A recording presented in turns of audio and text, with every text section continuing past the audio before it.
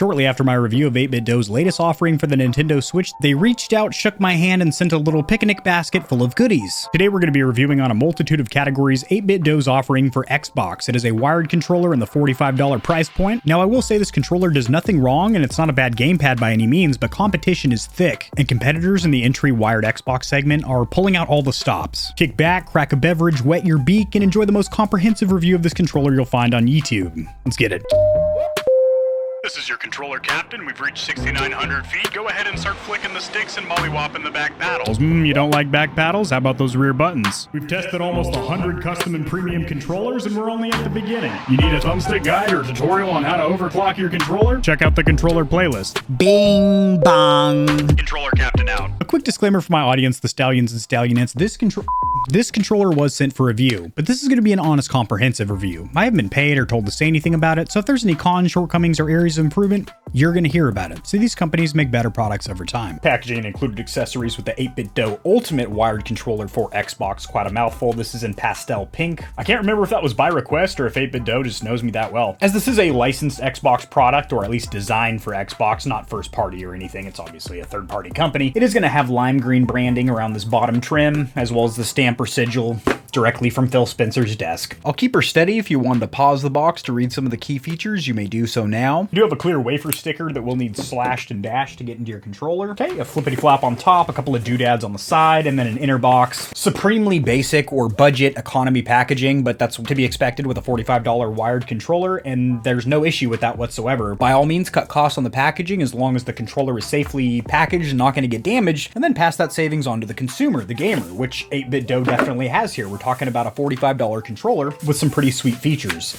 I don't like that one bit. You already know what I'm going to say. 8BitDo probably doesn't, but they're about to in 3, 2, 1. Permanently affixed cables versus modular cables. This is just a terrible decision. If this cord gets crimped, damaged, pinched, cut, whatever, you have to buy a $45 controller versus replacing the USB-C cable, which you probably have a bunch laying around your house, as that kind of has become the universal connection method, except for Apple with their Lightning, Thunder, Hurricane port, or whatever it is. But other than that, if the user wanted to customize to color match their theme or setup, or maybe upgrade the cable to something a little bit more flexible, lightweight, braided or microfiber, not rubberized, they couldn't do that either because you have this permanently affixed versus a modular or detachable cable. So, in the next version or iteration, 8BitDo, I would like to see them do away with this cable, please. As mentioned earlier, this controller does retail for $45. It does come in 3 colorways, white, black, and this pastel pink, which, in my opinion, is the choice, the definitive choice here. It's such a mild, subtle pink. It's not like hot pink or anything. It's kind of a sakura or pastel pink, and it looks very nice, very appealing to me, and it's a good thing that I like it because I'm pretty sure all the other goodies that 8BitDo sent out is all in pastel pink, so sick. You have a little dust cover covering your face or action buttons, which we'll talk about later. Obviously, a whole section for them. See, and throughout the review, I want to be able to just hold this controller, move it around, nimbly bimbly and agile, and I can't because I got this cable here, and I don't want it just sagging like that, you know, putting a lot of tension or pressure up here, so I'm gonna have to hold it like that. Oh, but there is a breakaway down here, which I like. That was on the Xbox 360 in case you had a drunk friend or a clumsy pet or a child walking by. Instead of ruining your console, you just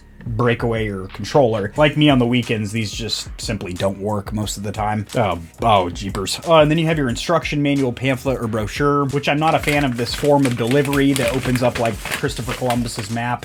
Pretty sure I've used that reference multiple times in videos. But, you know, what else are you going to refer it to? It's a treasure map. The controller's the treasure, but you don't need this map because you have this video. So I'm the treasure, and, you know, I'm going to give you the information that you need. Before the inception of Google's video platform YouTube, you would have had to have used this manual. I do like that there is a physical manual. You don't have to scan a QR code, and there's only a software digital manual. That's good. But as you can see, multiple languages. I'm assuming English is going to be top left on this side.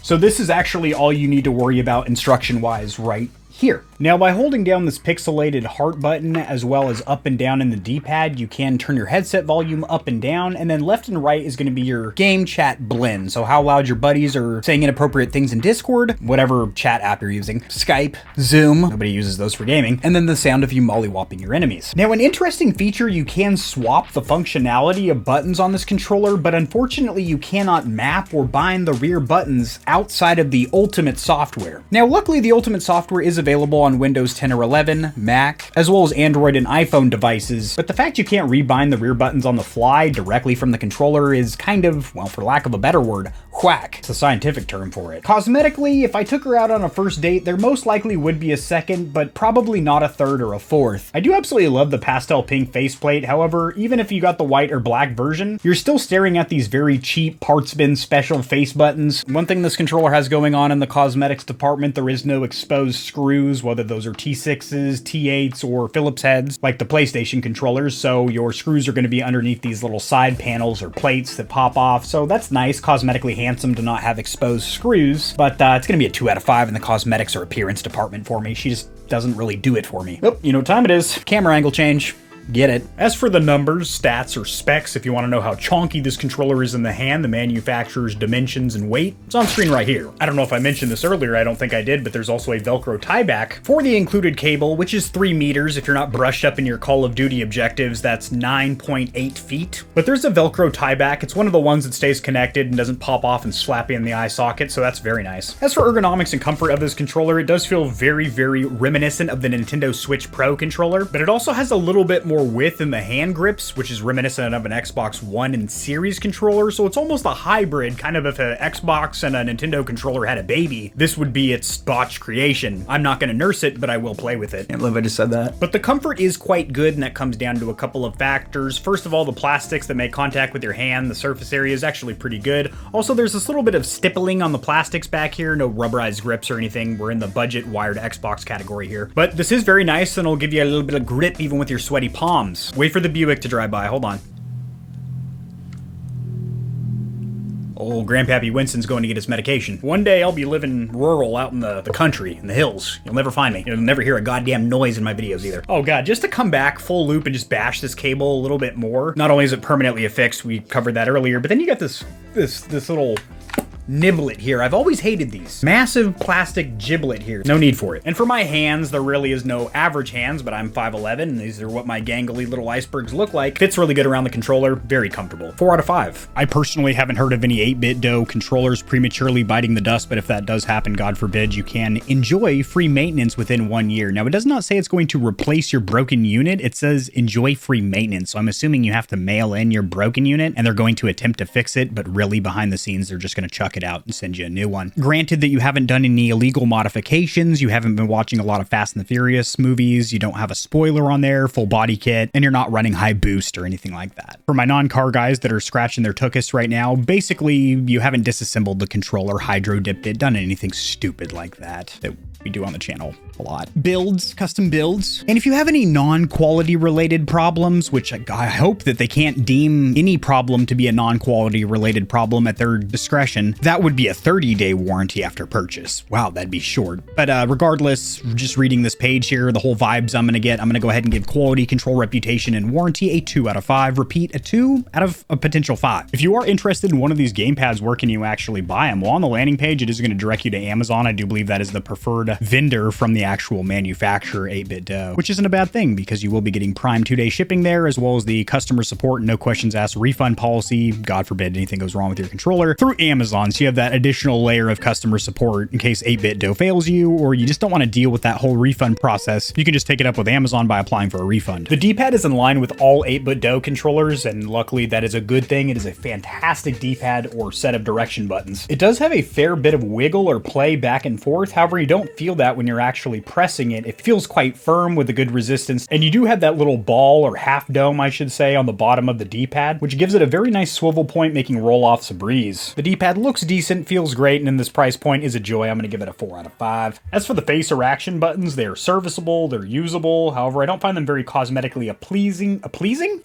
and pleasing. You're going to go ahead and mix those words together. I don't find them very pleasing. And as for pressing them, it's exactly what you've come to expect from a membrane switch. There's a rubber plunger mechanism underneath that front shell, so it feels a little bit squishy and mushy. And after just testing the GameSir G7, which sports mechanical or digital buttons if you want to call them, really they're mechanical switches, but they are spaced out in size decently, far far enough from the front shell to be able to cleanly hit them, they're usable. A 3 out of 5 for me. Now, as for the accessory buttons, so that is going to be this little suite here, the pause and options button, the share button, the star and heart buttons, so that's unique to the 8BitDo controller. These three are okay. They're in a decent position to quickly hit them. They're also raised out of the front shell enough. However, these two, not so much. They're almost flush with the front shell, and they're tiny. You have to get a fingernail in there. Just not the easiest thing to hit. And this is the share button. You might want to quickly save a clip. It's hittable, but not the best. And then the Xbox button is literally flush with the front shell. It doesn't feel or look great whatsoever. I'm going to give the accessory suite a 2 out of 5. Over here in that sweet piece of meat gamepad tester, honestly a great tool in the arsenal of any controller player. As are these thumbstick modules, as they are perfectly calibrated right out of the box. At least they have no stick drift. On these 0, 1, 2, and 3 axes, which is the vertical and horizontal axis of the left and right analog sticks. And as I move them and then I stop, they snap back to that neutral position. Also, I will say the dead zones are very tight, even with that box unticked. I barely have to provide any input on the thumbsticks before that input is registered. Again, just feathering over the sticks and then pulling off. That would usually induce stick drift if there is going to be any out of the box, and there is none here. But let's test the circularity. That is going to give us our accuracy. Is there any areas of the thumbsticks that aren't really registering your inputs? You'll see what I'm talking about in just a tick here. Ooh. See, this is why we test in Gamepad Tester. A little bit higher than I'd like to see, a little bit higher than the average error for Xbox controllers. But up to 15 is acceptable. This is over 15, and that's on the right analog stick. That's for aiming. Test it again. Go slow this time. Slow it on down. There we go. It was probably just user error. Just me being a numbskull. Look at that. That's better. How it should be. That's more indicative what it should be. Let's go counterclockwise and a little bit slower as well. Okay, weird. It's dancing a little bit there on the left stick, but we'll do one more, round it out to completion. What the fudge? I want to see if it keeps doing that because I was on the outside of the thumbstick gates, but yet it was showing I was only about here. One more for the good people. They pay good money to get front row seats. It's doing it again right there. I'm at the outside of the thumbstick gates and it is showing that I'm just feathering over here, which means on the left analog stick, if you are directing it bottom right, you might not be getting your inputs properly registered with this thumbstick. But as I keep going back and forth, it starts to smooth it out a little bit, but it's still there. I did notice a couple of times in game playing Halo Master Chief Collection that when I was at full lock on the outside of the thumbstick gate on the left analog stick, old Master Chief was only backpedaling or backwalking about 80%, not 100. So that does go to show that Gamepad Tester is very accurate and does reflect generally what we see in gameplay as well. Oh yeah. The thumbsticks are pretty short, so you're going to want to slap on some control freaks and whatnot. Also, the rubber or silicone compound is decent, but not the best. And there are no anti-friction rings, so you're not gliding along smooth plastic, but rather the rough front shell when you're at full lock around the outside of your thumbstick gates. But you do have a 3.5mm socket on the bottom with a mic mute toggle or switch, so that's pretty dank. That's got to count for something. The bumpers are some tiny little things, but you can't easily hit them with the meat of your finger. You're not going to be able to use the tip of your finger because you're going to be hitting nothing but sheer plastic over here. Although they look tiny, these are completely functional, usable bumpers. I'm going to give them a 3 out of 5. The plastics they went with on the triggers and bumpers isn't the most premium, doesn't feel the best on your fingertips, but that's kind of to be expected. Moving on to the triggers, they do have a decent resistance, snap back to their neutral position quite quickly, no trigger locks or anything like that. This isn't a pro controller, just an entry-level third-party controller. But there's no wiggle side to side, these feel quite nice, there's no creaks or moans and groans, no negative noise of any kind. These triggers are completely usable. I'm going to give them a 3 out of 5. Rear buttons, you have two of them sunken damn near flush with the rear shell. Very nice, very comfortable, and they're in a good ergonomic position. Where I want to naturally rest my hand or hold the controller, I can easily actuate the two rear buttons with the ball of my middle fingers. They do require enough force or resistance to where you're not going to accidentally actuate them. They're also pretty quiet, so they shouldn't be picked up very much over comms. My only issue with these rear buttons isn't with the hardware, but actually with the software. The fact that you can't rebind or flash these rear buttons on the fly, you need to use the Ultimate software program to do so, and then once you set up those rear button bindings, you can swap through 3 profiles. That's a bit of a limitation there. I'm going to give them a 3 out of 5. As for the software, it's a little bit of a journey, a small trek to get there. I googled 8BitDo Ultimate software. There's 1 click, 2 clicks, 3 clicks will open up Microsoft Store. 4 clicks will open up the Microsoft Store for real, where you can see the stellar reviews for this product. Sarcasm ahoy. 2.8 out of 5 out of 28 unsatisfied users. Now we could open it right there, but being prepared for this review as I already have it pinned down here to the taskbar for easy access and quick fun. But what's not ready for access is the controller, as it's not plugged in and it's not ready to play with us. Let's remedy it. I've got the antidote in hand. got the controller. How was 2023 treating you thus far? Drop that in the comment section below. We always talk about controllers, what gamepads you're excited for. I want to take it to a more personal tip. How you feeling today? How's 23 been to you thus far? She kissing your neck or giving you a firm backhand thus far? Plug in the controller into one of the USB ports in the front of my PC Tower Suckle. Cool, so I feel a little vibration, a little rumble in the controller. She roars to life with one stroke of the key. You do have 3 profiles that you can customize, rename, delete, set up here. You can sync them by selecting a profile and then hitting sync. But once you've set up these profiles, you can actually swap them on the fly with this little pixelated heart logo. That is an actual profile switch button. As you press that pixelated heart button, it will select different profiles. And a couple of notes of praise for this app, the software suite right out of the gate. First of all, you can full screen this application. You can also pinch the corners and size it to your needs. Also, you can control it with the controller or with keyboard and mouse. You don't have to pick and choose. I like that. Secondly, or thirdly, whatever number we're on now, you don't need this software because you can swap profiles on the fly.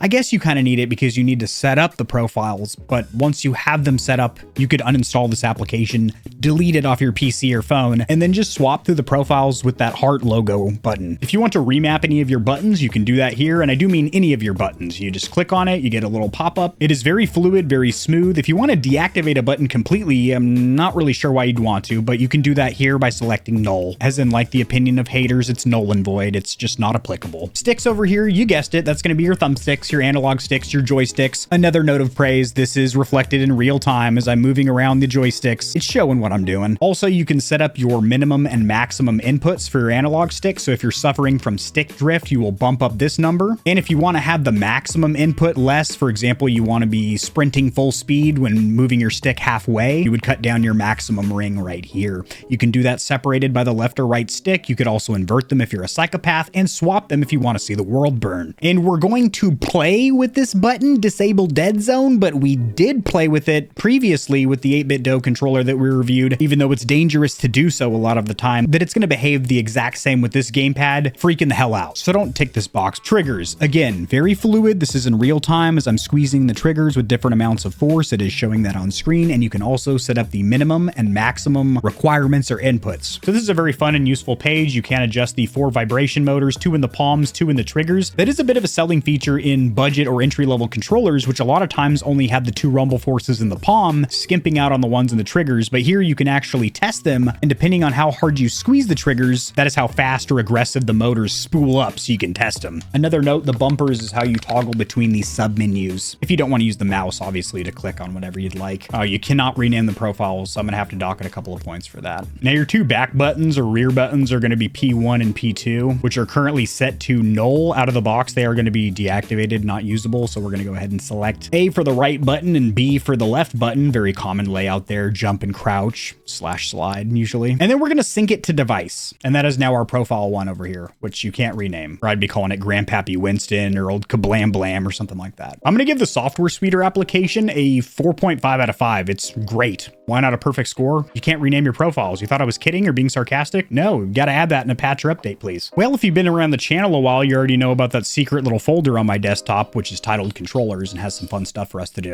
For some reason, it popped up to my top monitor. Stupid. We're going to use a little program called Polling Rate Checker to get the out-of-the-box input lag or delay by checking our refresh rate or polling rate. Those words are used interchangeably. Here we go. Warm up the palm. Cool, so I'm going to tell you right out of the gate, we're getting about 4 milliseconds of input lag or delay, which means I'm at a 250 hertz polling rate. It's going to show about 256, and we're at a 3.9 on the first poll. Also pretty consistent with a 1 and 6 on the minimum and maximum spread. Also a 0.0 on the jitter. Not bad. Let's hit it again. Run it and gun it, but don't stun it. Alrighty.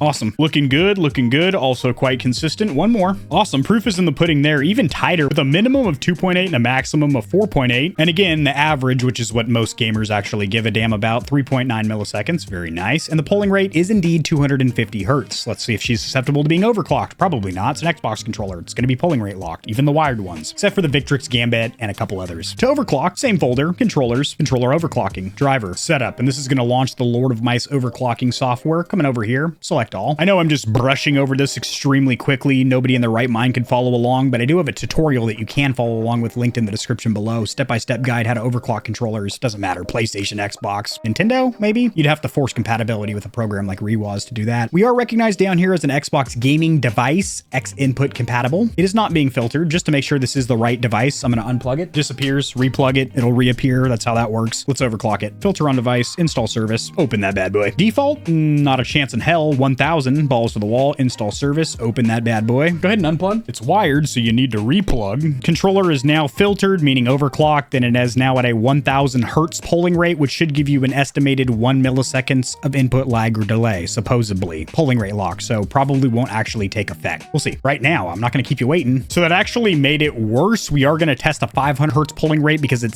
clearly didn't like the 1000. It was a little bit much, way less consistent. Minimum and maximum are not hanging out with each other anymore. They're very far apart. Jitter is over 1, not good. Average is more. Polling rates actually indicating it's lower. Let's run one more just to show that it doesn't like being overclocked to 1000 hertz. You can also see as I run the test, some sporadic numbers popping up in there. Yeah, it doesn't like that one bit. Let's pull back, taper back, if you will. Same process. We're going to select. You can either highlight there, doesn't really matter. We're going to bump it down to 500 versus 1000. Go ahead and install service. 500 for an estimated 2 milliseconds of input lag or delay. Math. So fun. It is fun when it helps you get kills in Call of Duty, but we're not getting any extra kills here. In fact, it's killing our performance. Don't overclock this controller. It doesn't like it. Let's revert it to stock. She is clearly not a fan of being overclocked. Let's revert to stock. In order to do that, very easy. Highlight the device once again. Unfilter on device. Install service. Hit open. Unplug and replug. Not filtered. Back on that 4 milliseconds. I'm going to give the stock input lag or delay a 4 out of 5. It was just under the 4 millisecond mark. Also rock solid consistent. However, overclocking it, not a good idea. I'm going to give it a 1 out of 5 for overclock performance. Not only is the polling rate locked, it actually messes up the controller quite badly. The controller doesn't respond to a 500 or 1000 hertz overclock, so just keep it at the stock clock of 250 hertz. That'll get you 4 milliseconds of input lag or delay consistently without any issues, and that's what you want. It's time for us to gather around the campfire and talk about the cons, pros, and verdict of this controller. Let's start with the cons because the internet loves negativity, and that's the way I structure my controller reviews usually, not based around the negativity of the internet, but I start with cons, areas of improvement, then work up to what the controller has going for it, and then the verdict, kind of tying all my thoughts together or summarizing. It's a decent formula. The laboratory hasn't burned down yet. The permanently affixed cable that is not detachable or modular is a huge mistake. The fact that you cannot rebind the 2 rear buttons on the fly is terrible. These bumpers take a little bit of getting used to as they don't wrap around the sides. I think that's all I got. If I think of anything post-editing, I will put a pinned comment down there in the comment section. But as of now, it's all the negativity I can feed you.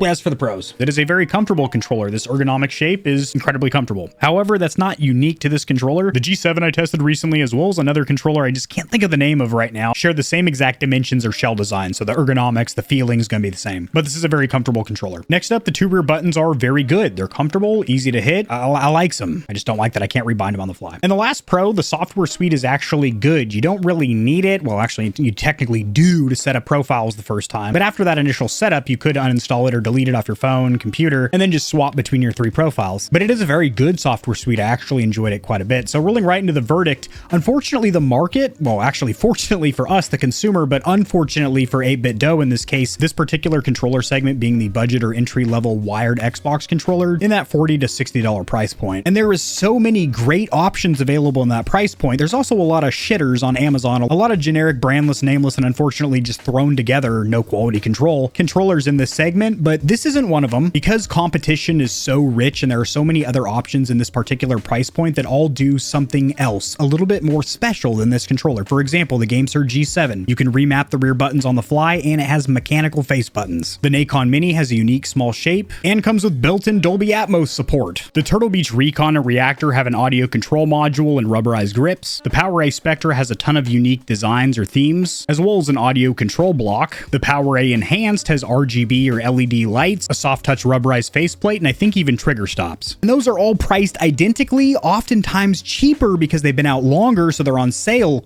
a lot of the time on Amazon, meaning this controller cannot be a recommend for me in this segment because it doesn't have any features that really truly stand out or pull itself ahead of the pack The pack being huge in this case, the budget wired Xbox segment, which is feature rich with good controllers and, like I mentioned, some poor controllers as well. So while 8BitDo has some fantastic products and may be absolutely slaying it in the Nintendo controller department, there's so many options on Xbox, and unfortunately I cannot recommend this controller in this particular segment, but it was a joy to review and I do appreciate 8BitDo sending it out. This controller is linked in the description below. Drop in the comment section what controller you're using on Xbox, and I'll see you Stallions and Stallionettes tomorrow.